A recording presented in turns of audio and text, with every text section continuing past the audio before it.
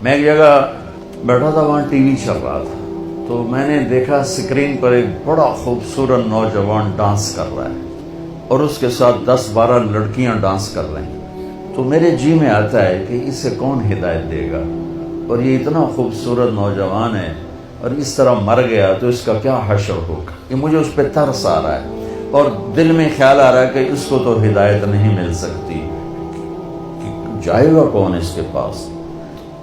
4 مہینے بعد میں کراچی میں ہوں، ایک نوجوان میرے پاس آتا ہے کہ ایک پاکستانی گلوکار آپ کو ملانا ہے۔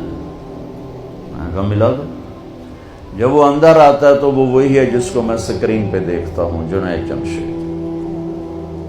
اس وقت پیک 97، جتنا نام جنید نے میوزک میں کمایا ہے کسی نے نہیں کمایا، جتنا پیسہ، جتنا نام، جتنا فیم، جتنی محبت نسل میں کسی نے نہیں۔ میں نے پوچھا آپ کا نام کیا ہے؟ کہا جی میرا نام جنید ہے۔ کیا کرتے ہو؟ کہا میرا میوزک سے تعلق ہے۔ میں نے کہا آپ گاتے ہیں بجاتے ہیں؟ کہنے لگا جی میں گاتا ہوں، دل دل پاکستان میں نے گایا ہے۔ اچھا۔ میں نے اس سے بات شروع کی، مجھے نہیں پتا میں نے کیا بات کی، تو وہ نا پہلے یوں منہ چھپا کے بیٹھا تھا، پھر اس نے یوں کپڑا ہٹا دیا اور ایسے کر کے میری سنتا رہا۔ پھر مجھ سے کہنے لگا ایک سوال کروں؟ میں کہا کروں۔ کہا ایک پاکستانی نوجوان جو خواب دیکھتا ہے کبھی ایسا ہوتا کہ ایسا ہوتا، اور جس گلیمر کو وہ خوابوں میں دیکھتا ہے وہ مجھے فزیکلی میرے پاس موجود ہے۔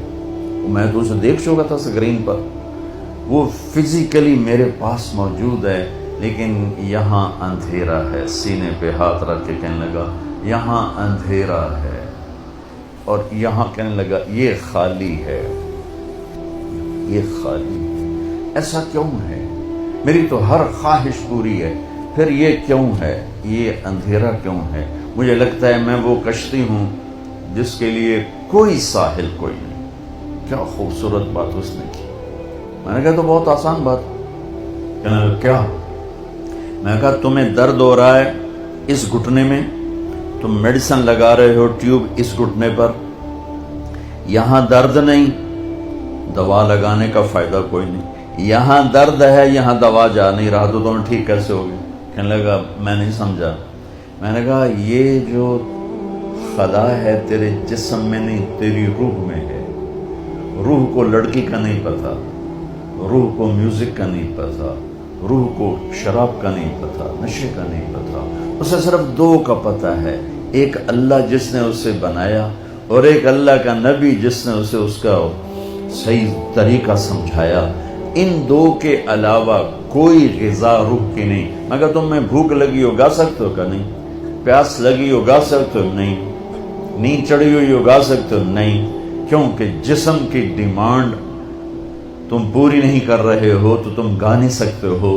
ایسے ہی روح میں ایک فریاد اٹھتی ہے جب اسے آپ اللہ کا تعلق نہیں دیتے، جب آپ نماز نہیں پڑھتے، جب آپ سچ نہیں بولتے، جب آپ حرام سے نہیں بچتے، جب آپ جھوٹ سے نہیں بچتے، جب آپ نافرمانی سے نہیں بچتے، جب آپ نشوں سے نہیں بچتے ہو، تو پھر اس کے اندر ایک فریاد پیدا ہوتی ہے، ایک پکار پیدا ہوتی ہے۔ وہ فریاد اور پکار وہ ڈپریشن بنتی ہے، وہ اینزائٹی بنتی ہے، وہ بیماری کچھ نہیں ہے، وہ صرف یہ ہے کہ اسے بھوک ہے تم روٹی نہیں کھلا رہے، اسے پیاس ہے تم پانی نہیں۔ دیکھو میں نے پانی ساتھ رکھا ہوا ہے پینے کے لیے، کہ میں انہیں بیان کر رہا ہوں مجھے پانی ساتھ پینا ہے۔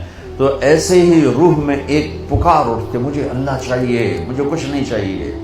وہی اللہ کی قسم، جنت میں بھی جا کر جب اللہ سامنے آئے گا نا، تو کسی کو نہ حوریں یاد رہیں گی، نہ کھانے یاد رہیں گے، یا اللہ بس تجھے ہی دیکھتے رہیں، اور کچھ نہیں چاہیے، تیرا دیدار ہو، اور کچھ نہیں چاہیے۔